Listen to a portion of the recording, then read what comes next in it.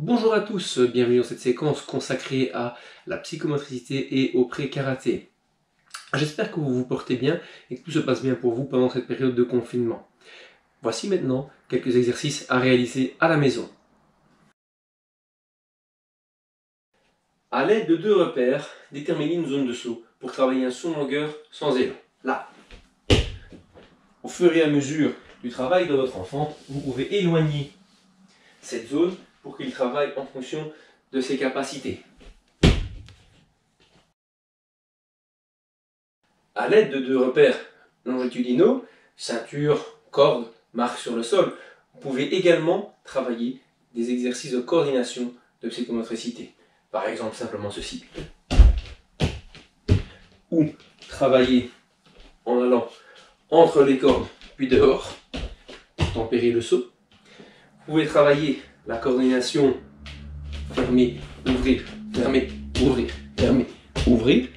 N'oubliez pas de remettre la corde en place si les pieds s'accrochent dessus. On peut également travailler sur un pied, comme ceci, entre chaque corde. Ou, si on veut travailler un peu plus fort, traverser sur les deux cordes et travailler l'équilibre. Attention de faire un petit peu d'exercice de course pour échauffer avant de pratiquer ces exercices.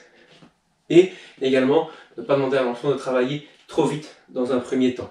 Le but ici, c'est pour l'enfant qui n'a pas encore la coordination d'apprendre à fermer, ouvrir, en se déplaçant, tout comme en sautant. Avec mes deux repères, en vérifiant qu'ils ont plus ou moins l'espace des pieds de votre enfant, moi ici je travaille bien sûr avec les miens, je me posture avec l'arrière du talon contre la ligne et le tranchant du pied contre la ligne. Je vais ici déplacer le pied et replacer convenablement mon appui pour travailler la posture sur une ligne, le kokutsudashi. Là, déplacer et placer son pied. Un autre exercice qui permettra de travailler l'équilibre et qui donnera une motivation est de travailler avec ce cerceau. Je peux avoir soit un enfant assez grand pour le tenir tout seul, devant lui, créer un espace, et il va travailler son maigiri ou ses maigiri à travers le cerceau. Ce qu'on demandera surtout à l'enfant, c'est de pouvoir passer le pied à travers sans toucher le cerceau. On peut également aussi tenir le cerceau et faire travailler l'enfant. Attention d'être toujours dans une zone où on ne risque pas de se cogner si on tomberait en arrière. En effet, un risque de l'exercice est d'accrocher le pied dans le cerceau au moment où on souhaite le poser. Si maintenant je me retrouve coincé ici, je peux être dans un déséquilibre assez difficile. Il faut donc bien surveiller l'enfant pendant cet exercice. Une variante de cet exercice avec le cerceau consiste à le placer sur le côté.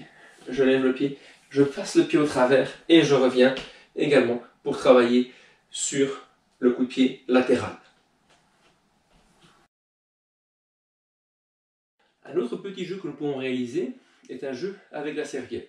Comme vous le savez, nous avons tendance à faire un jeté et à rattraper la serviette. Ici, on va partir de la position en garde. Je tiens la serviette dans la main arrière. L'objectif va être de jeter la serviette, de placer un coup de poing avec le poing arrière et de la récupérer avec la même main.